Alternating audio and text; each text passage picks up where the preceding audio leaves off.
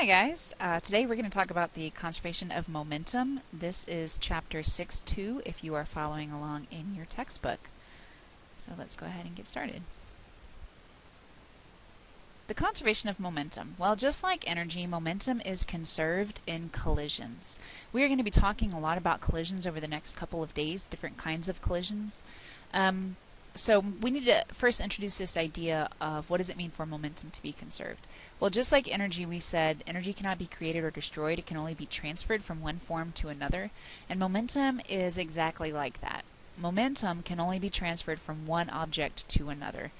And just like total energy, the total momentum will always remain the same in a system. So this means that the momentum of object A plus the momentum of object B before they collide with one another is going to equal the momentum of object A plus the momentum of B after they collide. Your book puts it in these terms: the total momentum of all objects interacting with one another remains constant, regardless of the nature of the forces between the objects. So let's look at a couple of examples.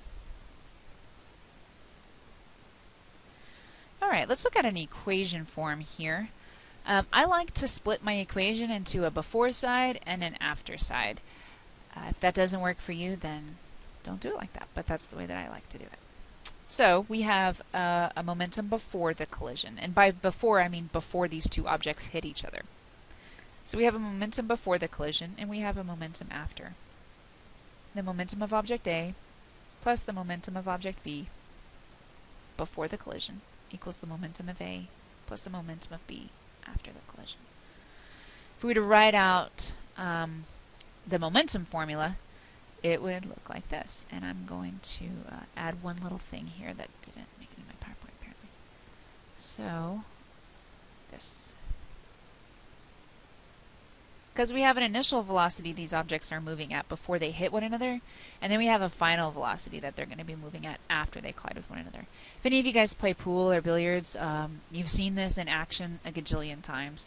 Two objects are going to be traveling towards each other with two separate momentums, and then after they hit, they're going to move away from each other with two separate momentums. Alright, so let's look at an example. Let's say we have two soccer balls. Ball A is moving along the ground, and it collides with another soccer ball that's at rest. We'll call that one ball B. So ball A has momentum before they collide, while ball B has none, because ball B is at rest, right? When they hit, ball A is going to transfer some of its momentum to ball B, but the total momentum for both of those guys will always stay the same. Ball A will lose some momentum, ball B will gain it, but they will always add up to be equal. So I put this in a chart form for you guys so we can take a look at what we've got here. This chart represents what's called an elastic collision, and like I said, tomorrow we're going to learn a little bit more about what that means. But before these two balls collide, we have ball A and ball B. We have a mass, a velocity, and we're going to figure out what their momentums are. Mass, velocity, momentums. So before the collision, we've got 0.47 times 0.84. That gets us a momentum here of 0.4 kilograms times meters per second. And this guy, since he has no velocity, he has no momentum. So that means that the total momentum, if we were to add these two things together, 0.4 plus 0, our total momentum before the collision is 0.4. So let's look after the collision. After the collision, this guy's going to go off at this new speed, which is 0.04. He's slowed down a little bit.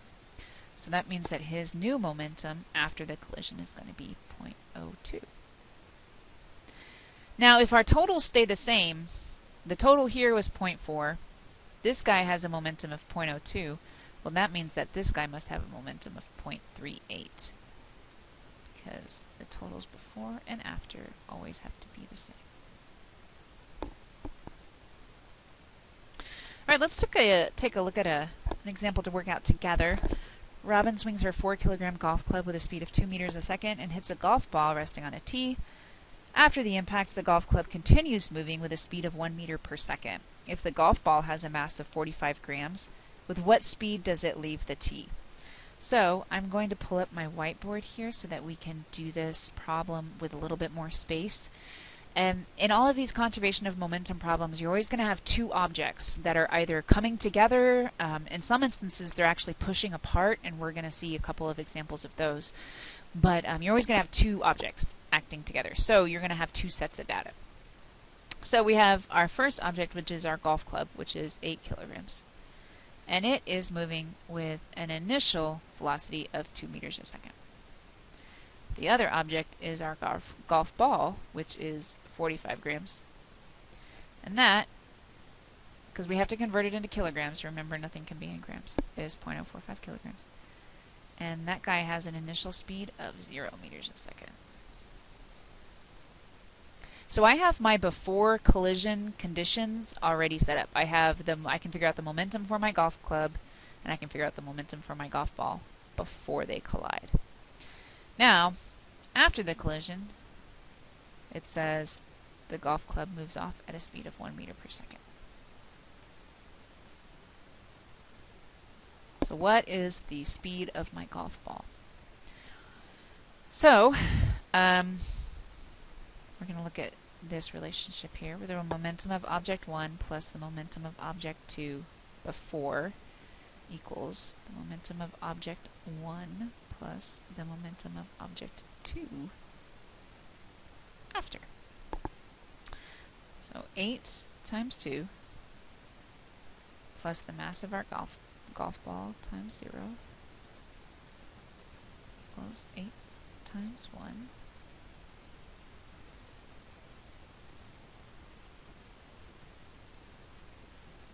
VF. So this is just 0, that goes away, so 8 times 2 is 16 equals 8 plus 0.045 is VF. So when we solve this, we're going to do 8 divided by 0.045. We end up with a final velocity of approximately 178 meters per second, which is pretty freaking fast. So I guess Robin is just that good. The final velocity of your golf ball is going to be 178 meters per second in this particular case. Alright, it's important to understand that momentum is also conserved for objects initially at rest that push off from one another. Most of the time in these problems, we're going to have situations where we have an object that's coming in contact with another one. So this was like soccer ball A and soccer ball B. And then they're going to hit and they'll collide, and then they'll both move off either in opposite directions or the same direction, whatever the case may be. But you can also have conservation of momentum for objects that are initially together. So if I have these two blocks and they're at rest, well, the total momentum here is going to be 0 because they're not moving. Well, if I don't know, lit a stick of dynamite and exploded them and the pieces blew off into two separate directions, well, after that explosion, the momentum is still going to be 0. The total will still be 0. And it will be 0 because these two pieces are going to leave with velocities that are in opposite directions from one another. So one velocity will be positive and one velocity will be negative. And when you add them together, it will equal 0 still. And we're going to do an example of that here in a second. Alright, a cannon is a really great example of this. Initially, a cannon and cannonball are at rest. When the cannon launches the cannonball, oh wait, so the total momentum there is 0. When the cannon launches the cannonball, now the cannonball has a momentum and the cannon has a momentum in the opposite direction. We call this sometimes recoil when the cannon slides back after it's fired. But when we add these two momentums together, the momentum of the cannon and the momentum of the cannonball, they'll equal 0. Alright, let's take a look at a problem like this. Jasmine and Amog face each other while wearing frictionless ice skates. Jasmine pushes Amog, who moves away at a speed of 1 meter a second. What is Jasmine's speed after the push-off? So, let's draw a little picture here. Whew. Sorry about that. Apparently Amog's much shorter than Jasmine. Jasmine has a mass of 55. And Amog has a mass of 65. Now, they're at rest while they're facing each other, right? So that means that their total momentum here is 0. Now they're going to push off from one another. Jasmine will go this way behind, back, and Amok will go this way as well. He is going to leave with a speed of 1 meter per second, and he has a mass of 65. Jasmine has a mass of 55, and we don't know what her speed is, but we're gonna use our conservation of momentum idea to figure that out. So, if it helps you guys to write out the formula, go ahead and do that. But if y'all eventually you'll get to the point where you can just kind of substitute the values in automatically. But the momentum we're gonna do before and after. Remember, so before they break apart, we have this situation happening here. They're both at rest, they both have no velocity, so they both have no momentum. That is going to equal momentum afterwards. So we've got some speed here for Jasmine, plus 65 times 1 for. So what you end up with is 0 equals 55 times V1F plus 65, because 65 times 1 is 65.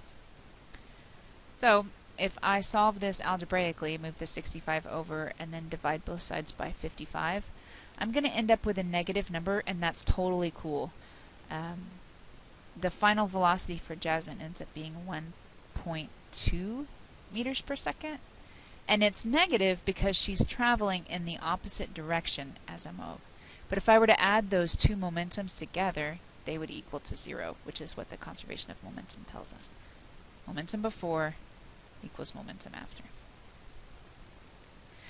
Alright, I want you guys to try this problem on your own.